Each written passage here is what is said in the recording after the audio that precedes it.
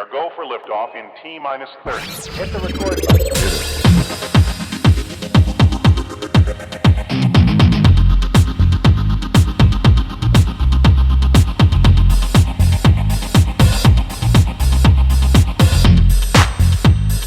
Gosh, that's swell.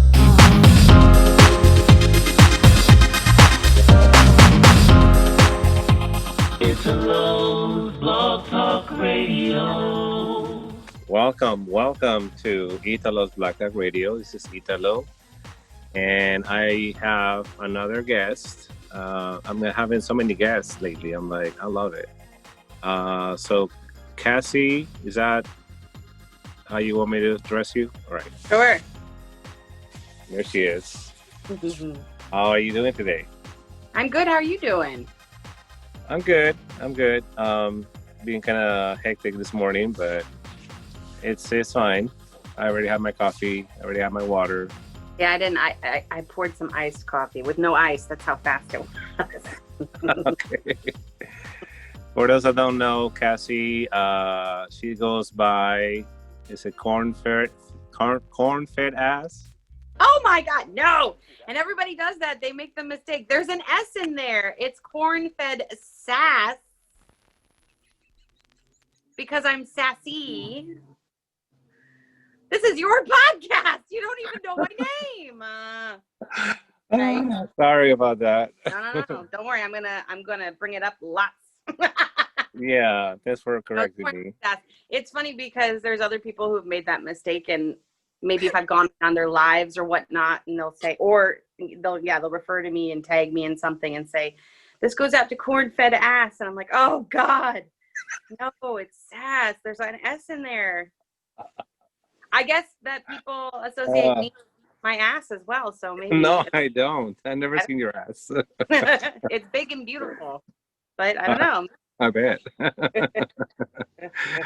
I was already screwed up, so I'm not gonna retract. I'm sorry. No. But yeah, Corn First Ass is on. I didn't say ass. Is on TikTok now, and she is so funny. The one time that you were mad about Utah. I forgot about that. I'm not mad at you. I'm mad at Utah. So explain to people, why were you so mad at Utah? Trying to remember, I think, just doing a live and somebody came on who was from Utah, and we were talking about alcohol, I think, at some point, and then they mentioned that they couldn't get alcohol, or I don't know. I still don't even know what the law is, but I started thinking, oh wait, yeah, is that the state that's dry? Like they're not allowed to have any alcohol in their state because of Mormonism or whatever, just kind of different laws and whatnot. And then I just went on this whole tangent. It was like, what? You can't have that's not fair. Are you kidding me? That's awful. And then I was getting really angry. And then I thought, oh no, I hope they don't think I'm mad at them. And then it was just like, no, I'm not mad at you. I'm mad at Utah.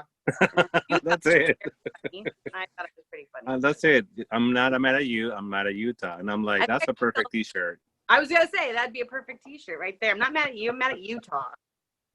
You had to be there. But yeah, you were mad about Utah because you can drink in Utah. Mm-hmm. In many other states. I think you can get beer and wine there, maybe, but not not liquor, maybe. I don't know. I'm not sure. I live in California, so there's no dry law in California. No, we got everything on the West Coast. Thank God. Not that I'm an alcoholic, but it's nice to have that freedom. What a concept. Yeah, exactly. Like, don't tell me what to do, not what to drink. Mm-hmm. I can drink coffee, and that's very addictive. So hey, don't come up with a law about coffee now. But yeah, maybe that's like, I guess I can understand then. Like maybe the gun people, the people who are really like, I have nothing against guns. I think it's fine if you want to hunt and whatever. But I do have some ideas about gun restriction, whatever. We don't have to get into that. But I'm just thinking. I just had a moment where I thought maybe I'm understanding where they're coming from because. Shut up, my cat. Sorry. Okay. If they ever do come after like our coffee or our booze, then I might be as crazy as some of those people who are like, you can't take my guns out of my cold dead hand. I'm drinking my whiskey here. Get out of my lawn. Get off my lawn. These are my freedoms. But yeah, tell me more about Cassie, because I know that your singing voice is beautiful. You were singing one time, I think, at the same night you were singing. I think I suggested "Over the Rainbow," and you had me in tears after that. I'm like, Aw. that was good. Well, thank you. No, I used to. I don't like to say used to, but I was a full-time actor and performer for many years in New York City. So I've been singing and performing for a long time, since I was a kid. And I will always keep singing. That's why I'm like, I don't want to say I used to, because I will, but that was my full-time job for many, many years. And then I was like, I don't want it to be my full-time job anymore. Not what I was doing. It was, I'd gotten my fill and I was done. So I was done with New York, and I was just done with the hustle of being a full-time actor.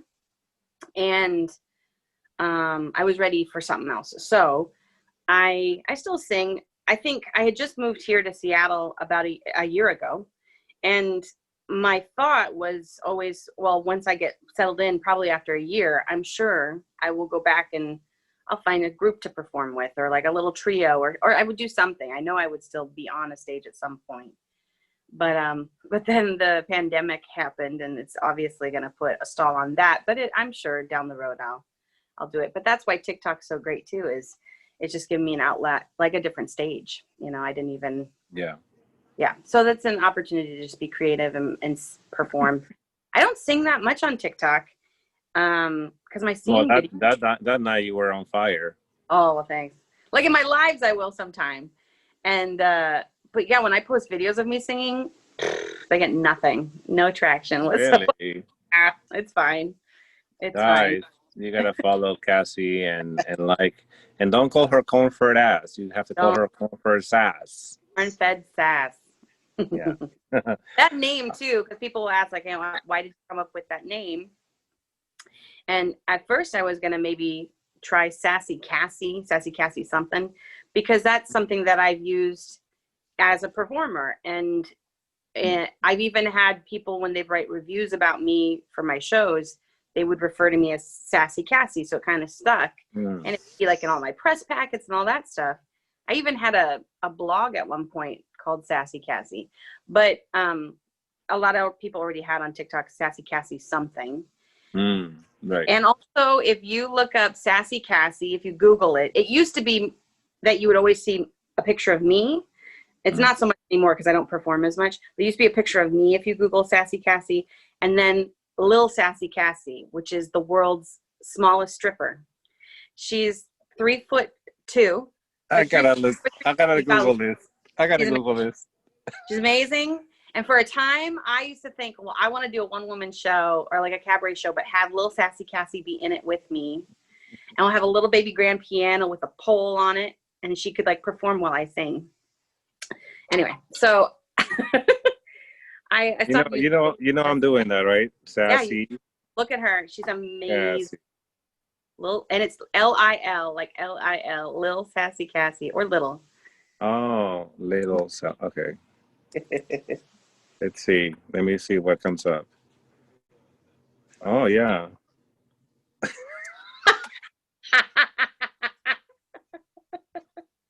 Just the thumbnail alone. I know.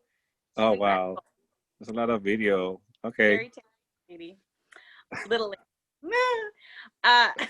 Anyway, so I thought, well, maybe I should get away from that here on TikTok, and I didn't want to use my name, and so I was born in the Midwest in South Dakota, and so I'm a corn-fed girl, and then Sass, and I actually did a show years ago in New York that I wrote called Corn-Fed. Was it Corn-Fed Sass? That's what it was called, the show. So I was like, oh well, let's use Corn-Fed Sass, and that'll be fine. Right. Didn't think anybody was corn-fed ass, but that's okay. I should have known better. It's my own damn fault. Sorry. You're not the one, though. You're not the only one. So tell me about what happened to you after pandemic started, and then how has life where has life taken you since March? From the couch to this chair. No. Basically, that's called quarantine.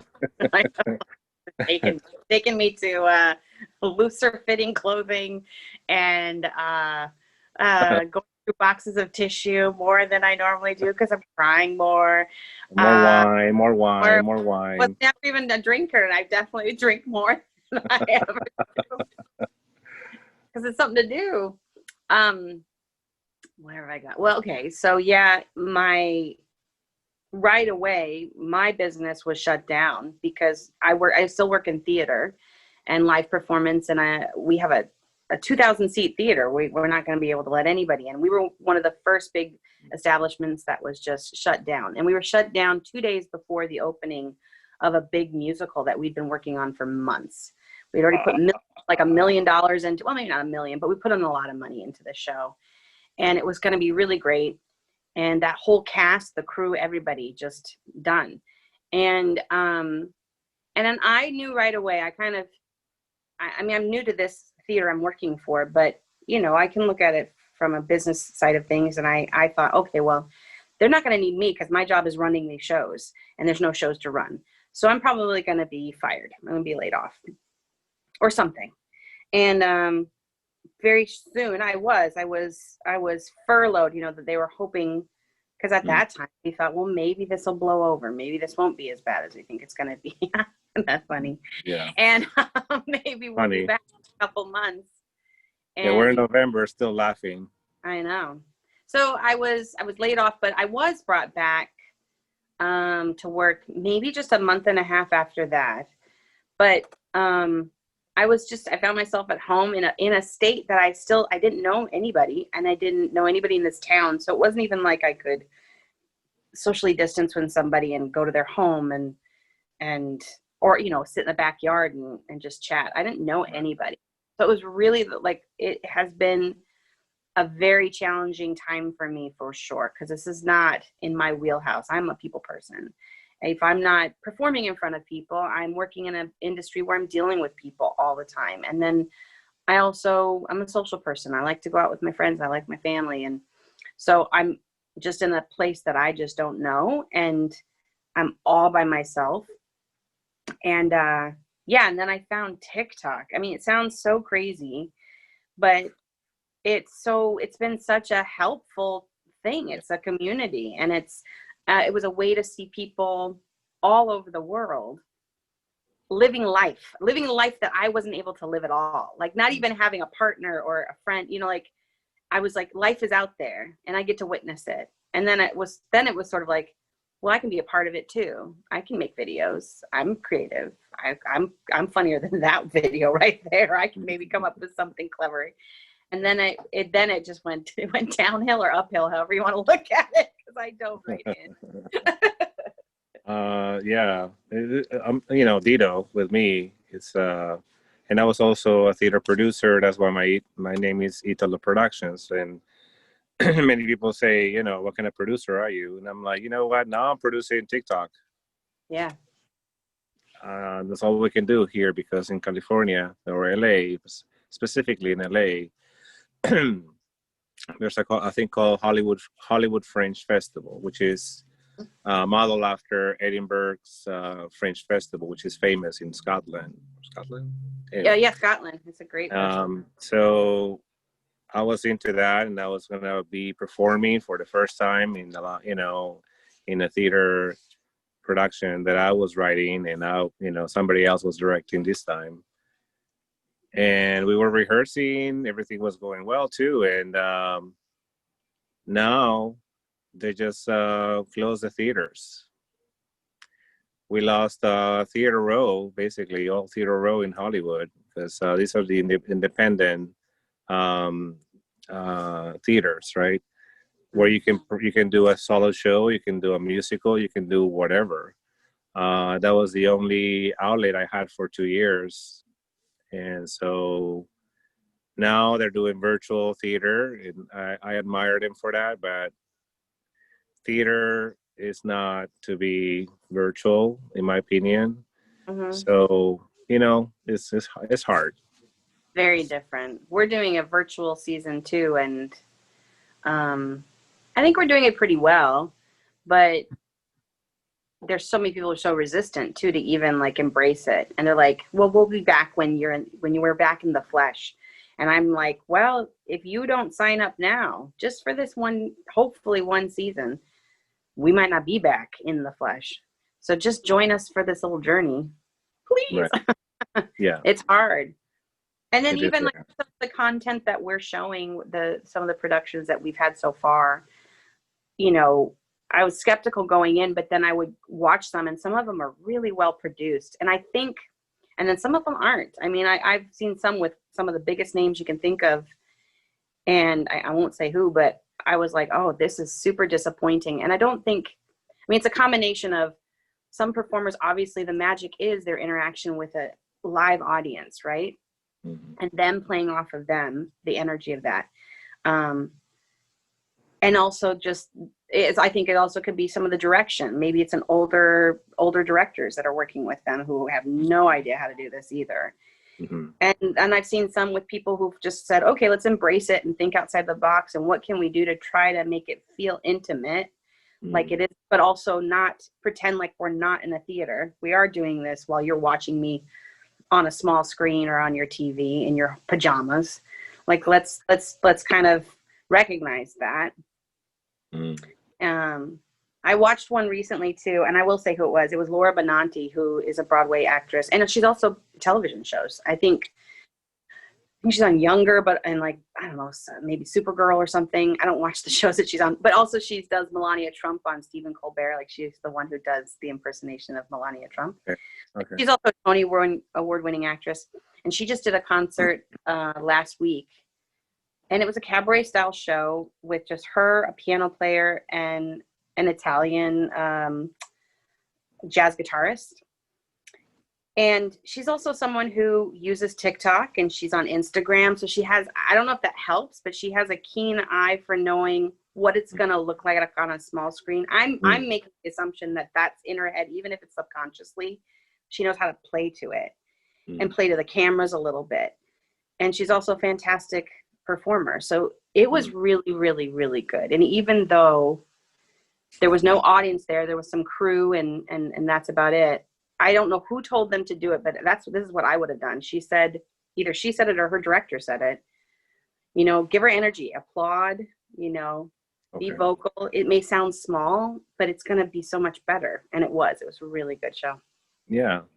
Because, you know, if you remember back in the days, they had to have the laugh track, and they had to have we sounded, I mean, yeah, I don't appreciate that. It's like, don't patronize me. You know, you can be laughing every single second of the show.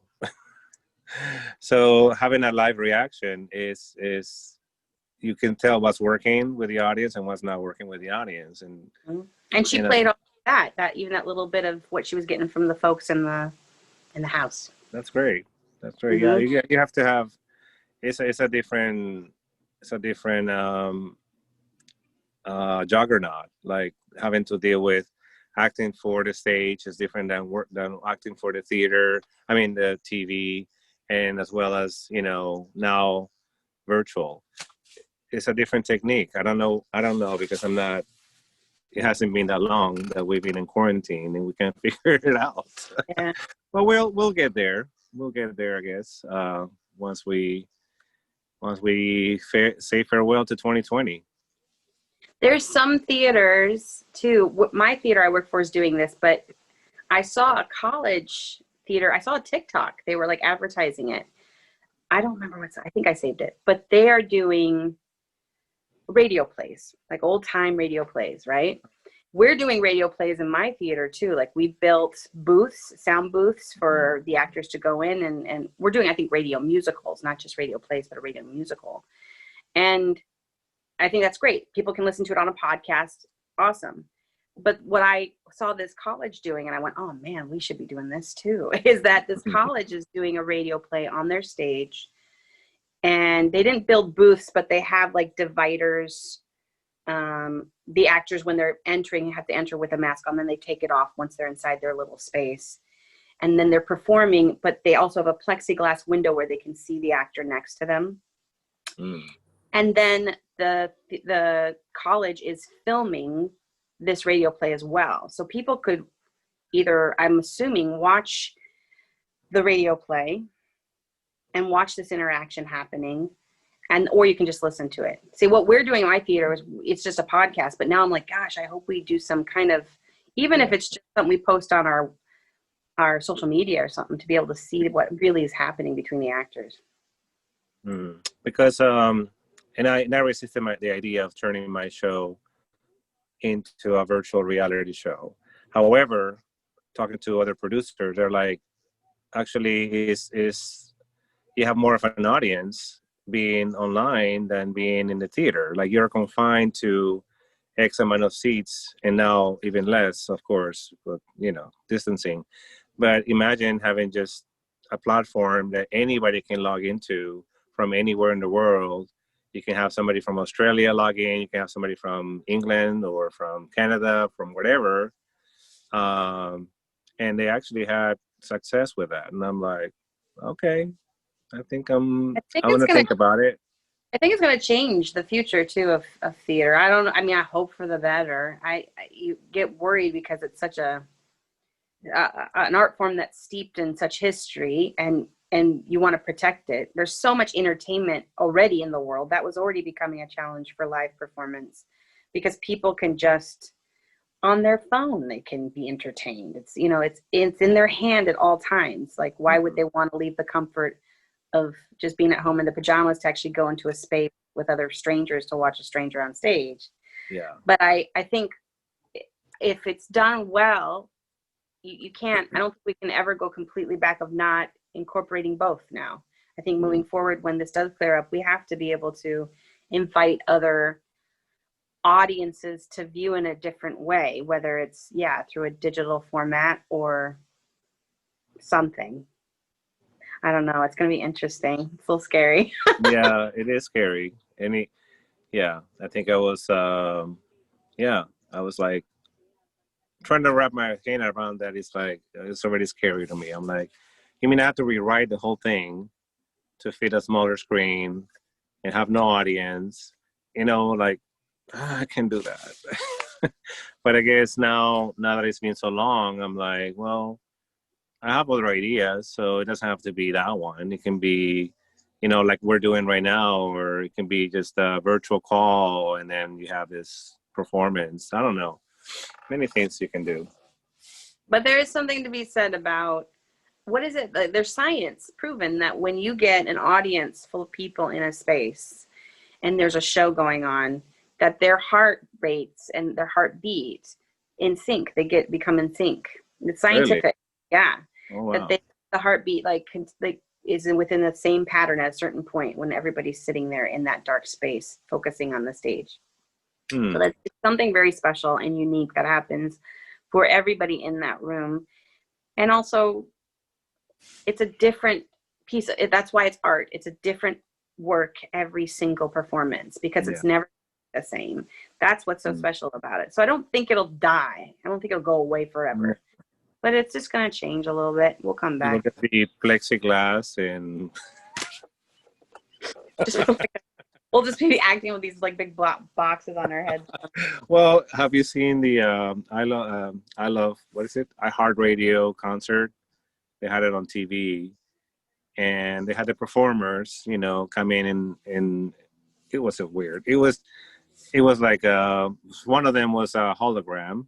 He wasn't even on the stage, and then you had the wall of different audience members. The audience is basically a screen now, and they were singing to the screens, and I'm like,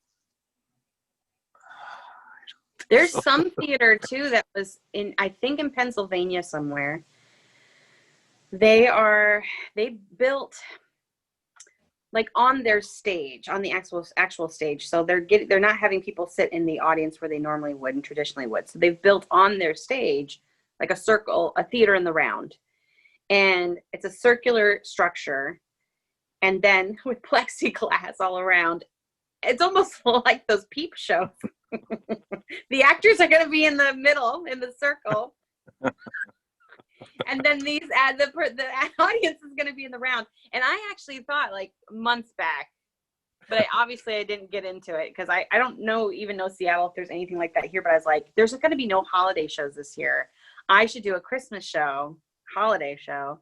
And I just need to find an old peep show or something. And then Where's my quarter? I need my quarter. Where's Come on. Hurry up. And then Exactly.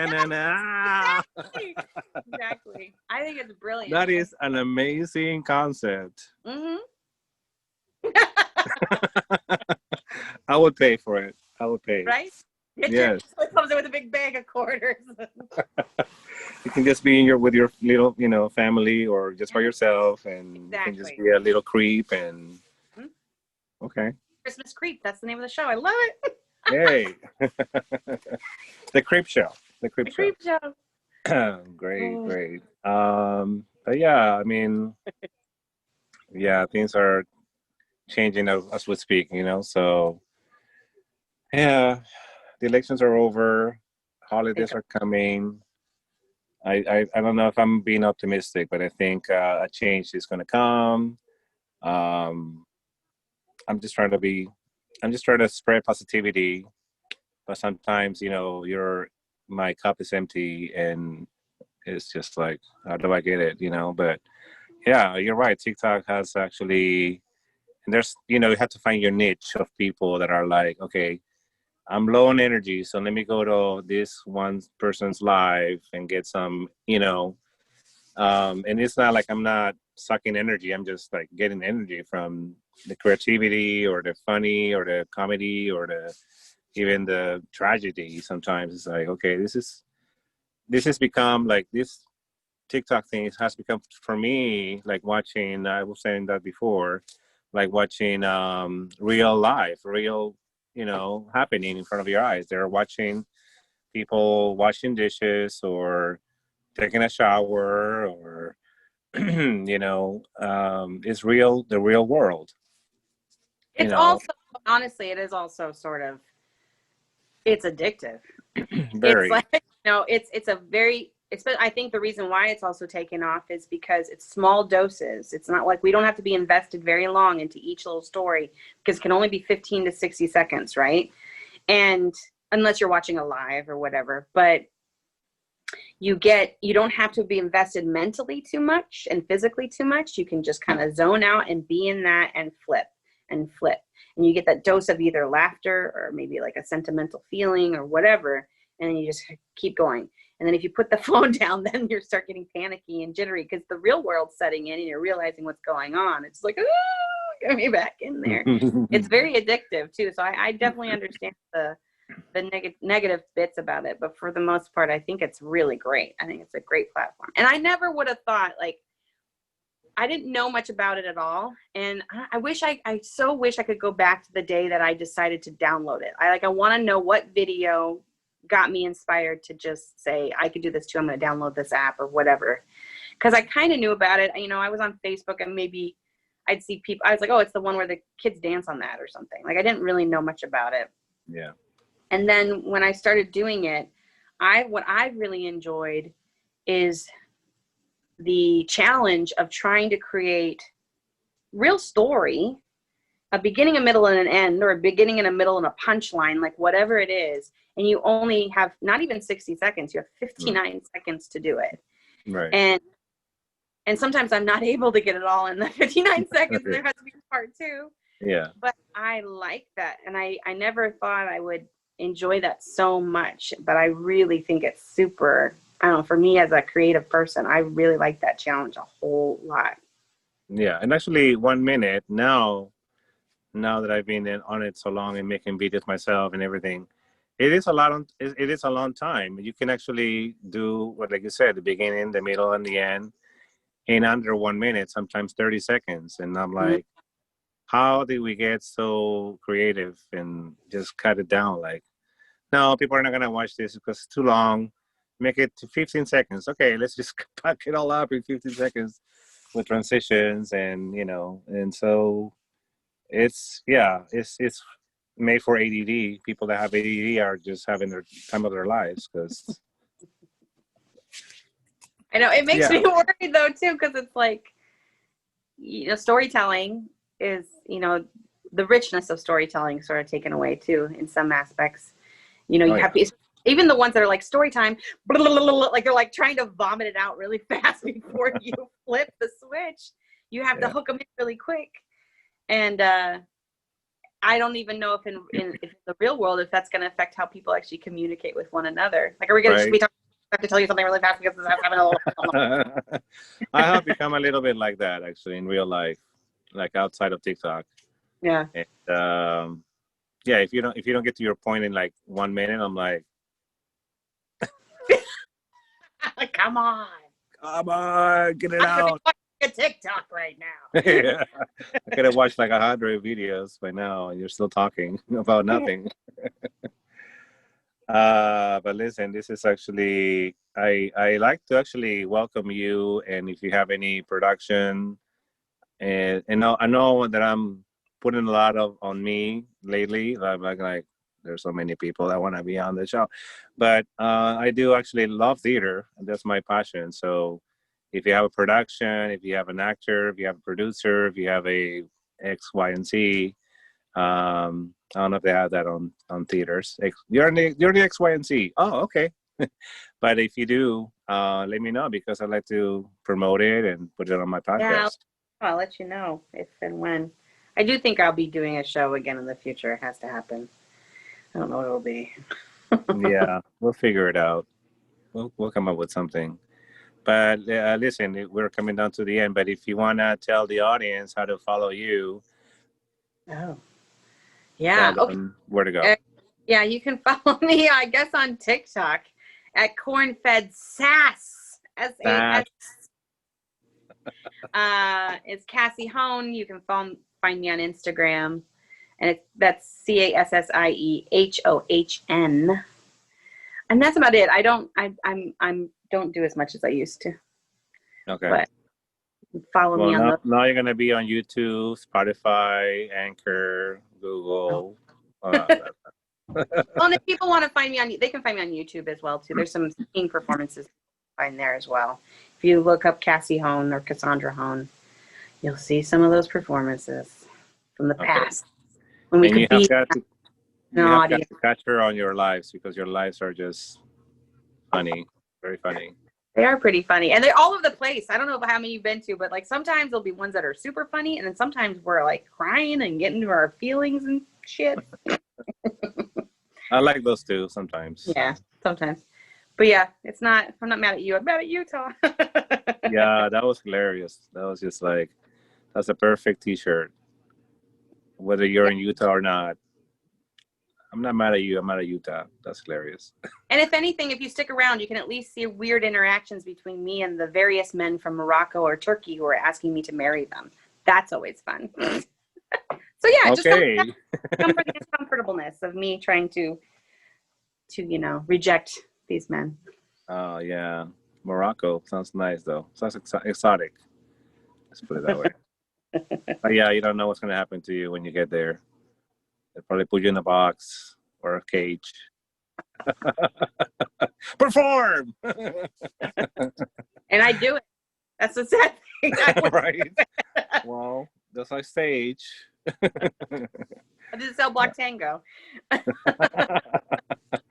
It'll be the Peep Show from Morocco.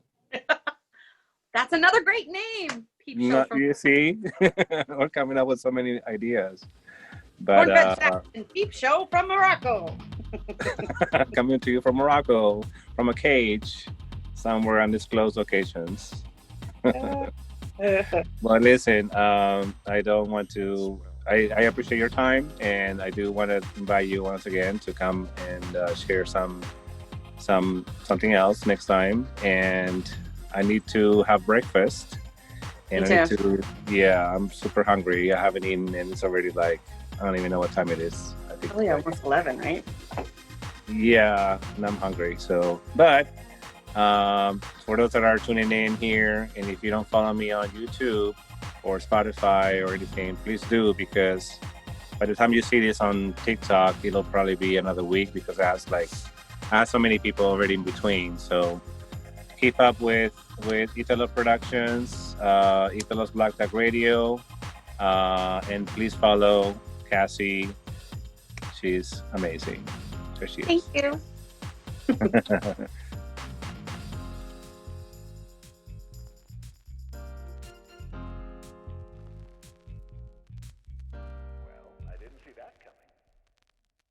Marky Mark and where's it? It's cut off. I'm sure it's the Funky Munch.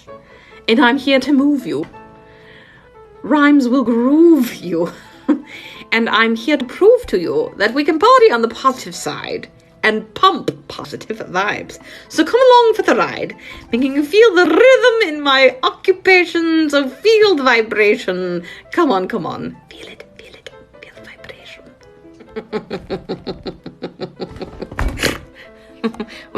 Moving forward. Now the time has come for you to get up.